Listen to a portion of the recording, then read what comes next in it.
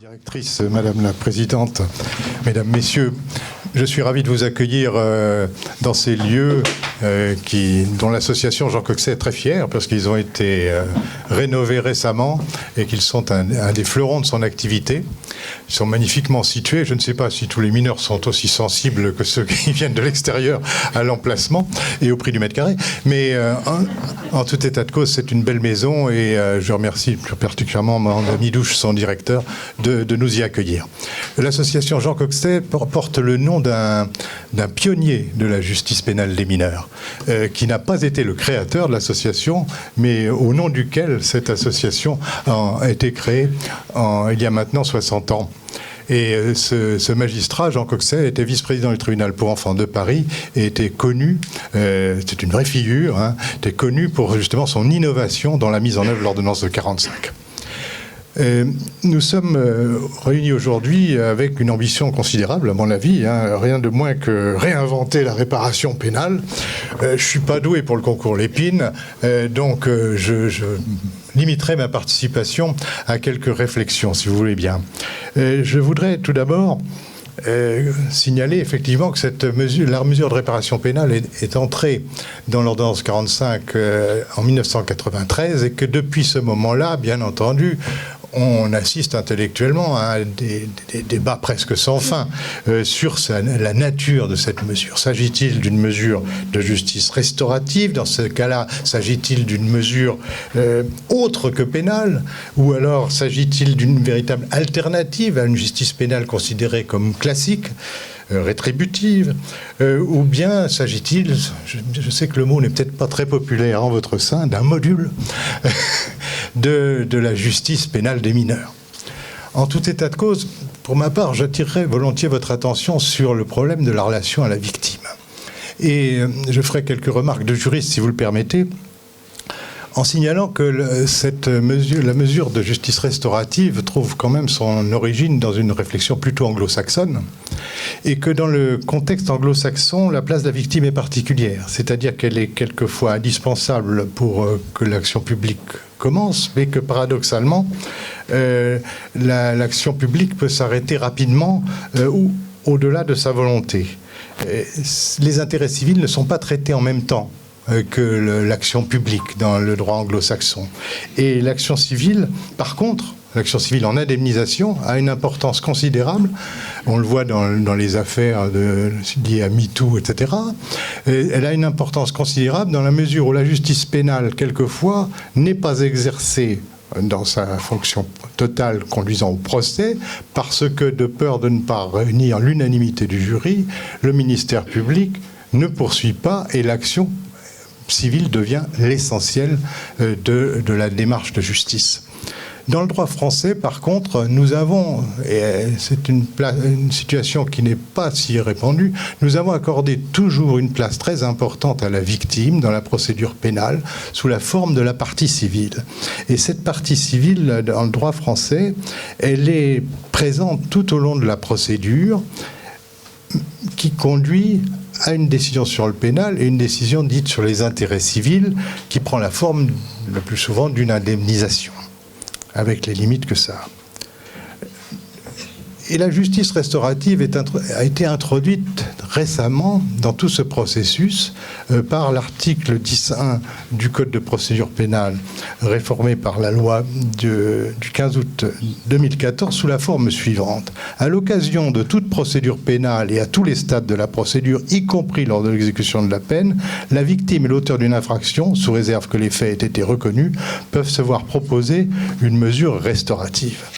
C'est une innovation extrêmement importante, intéressante, et c'est dans ce cadre-là, je crois, qu'on doit placer aujourd'hui la réflexion sur le Code pénal des mineurs et sur la place de la réparation pénale et ses modalités dans ce Code de justice pénale des mineurs.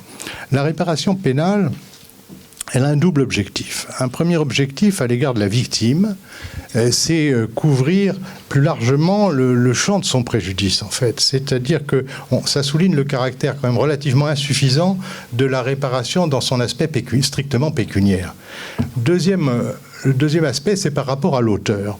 Par rapport à l'auteur de l'infraction, la réparation pénale, elle vise à faire prendre conscience à l'auteur du trouble qu'il a causé qu'a causé son infraction, trouble non seulement à l'ordre public, à l'organisation sociale, mais aussi trouble à la victime elle-même, à des personnes, à des collectivités qui ont subi un préjudice matériel, mais aussi de la souffrance psychologique parfois. Donc, je dirais que c'est une mesure, non pas seulement de réparation, mais de réconciliation. De réconciliation de l'auteur avec la société, et de la société avec lui, de la victime avec la société aussi, dans la mesure où la victime va se sentir prise en considération par le collectif, et de la relation auteur-victime, ça c'est l'évidence pour chacun. J'y ajouterai une autre dimension, c'est une réconciliation de l'auteur avec lui-même, lorsque la mesure est conduite à sa perfection, dirais-je. Dans ce cadre-là, il faut aussi se placer très prosaïquement devant les réalités. C'est-à-dire qu'il y a ce qu'on appelle des impératifs de gestion judiciaire, c'est un euphémisme, qui font que, eh bien, il faut répondre aux infractions commises, il faut apporter une réponse pénale pour lutter contre le sentiment d'impunité qui peut être celui de l'auteur comme des victimes. Et puis, il faut rechercher des modes d'intervention, d'action pénale plus affinés que les modes classiques. Pour ma part, j'aurais une conception assez syncrétique de la réparation pénale. Je ne pense pas que ce soit une alternative à la justice pénale. Je pense que ça doit en être une modalité, que ça participe au contrôle social, que c'est une preuve de réaction des institutions face à un acte posé par le mineur, que ça manifeste une présence tierce en termes de surveillance, et non pas de punition, pour démarquer Foucault, en termes aussi d'empathie à l'égard de la victime. Alors, est-ce que le problème, c'est de lui donner un nom à cette mesure? Je crois plutôt que le problème, c'est de lui donner un contenu. Et les expériences que nous avons déjà, à travers la pratique de la réparation pénale, sont assez diverses. Les pratiques que l'on constate selon les services qui l'exercent sont assez diverses. Et quelles sont les variables? Les variables sont vues sur le plan judiciaire, elles sont de deux ordres. La première, c'est ce qu'on appelle la politique pénale, qu'on attribue au procureur de la République. Quelle est la forme des réponses qui sont choisies par le ministère public?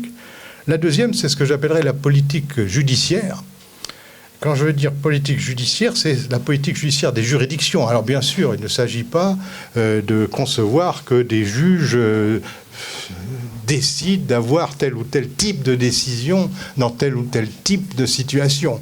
Car le principe de la démarche judiciaire, c'est bien et bien, et encore plus en matière de mineurs, d'individualiser la décision. Mais rien n'interdit à personne de regarder objectivement les décisions rendues et d'en tirer la quintessence et de voir quelle est la pratique de l'usage, du recours à la réparation pénale, par exemple.